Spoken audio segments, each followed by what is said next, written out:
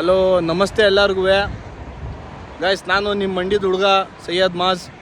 ಇಲ್ಲಿ ನೋಡ್ಬೋದು ನಮ್ಮ ಗೌಡ್ರು ಗದ್ದೆಯಲ್ಲಿ ಕೆಲಸ ಮಾಡ್ತಾಯಿದ್ದಾರೆ.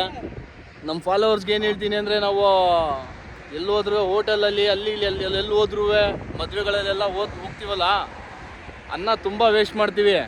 ಆದರೆ ಇಲ್ಲಿ ಒಂದೊಂದು ಅಕ್ಕಿ ಕಾಳು ಬೆಳೆಯೋಕ್ಕೋಸ್ಕರ ಏನು ಕಷ್ಟ ಪಡ್ತಾಯಿದ್ದಾರೆ ಅಂತ ನೋಡ್ತಾಯಿದ್ದೀನಿ. ನಮ್ಮ ಗೌಡ್ರು ನೋಡಿ, ನಾನು ಇಲ್ಲಿ ಒಂದು ವೀಡಿಯೋ ಶೂಟ್ ಮಾಡೋಕ್ಕಂತ ಬಂದಿದ್ದೆ. ಆದರೆ ನೋಡಿದ್ರೆ ಎಷ್ಟು ಕಷ್ಟಪಡ್ತಾ ಇದ್ದಾರೆ ಅಂದರೆ ಭಾಳ ಕಷ್ಟಪಡ್ತಾ ಇದ್ದಾರೆ ಗಾಯ್ಸ್. ದಯವಿಟ್ಟು ಯಾರೂ ಅನ್ನ ವೇಸ್ಟ್ ಮಾಡಿಬಿಡಿ.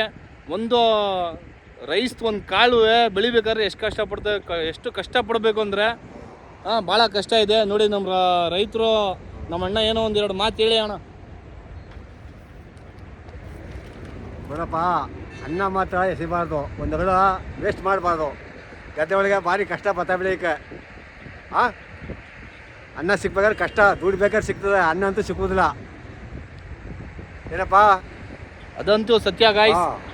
ಈಗ ನೋಡಿ, ಕಷ್ಟಪಟ್ಟು ಬೆಳೆ ಹಾಕಿದ್ದಾರೆ, ಜೋರಾಗಿ ಮಳೆ ಬಂದ್ಬಿಡ್ತು ಅಂದರೆ ಎಲ್ಲ ನಷ್ಟ ಆಗ್ಬಿಡ್ತದೆ, ನಾಶ ಆಗ್ಬಿಡ್ತದೆ.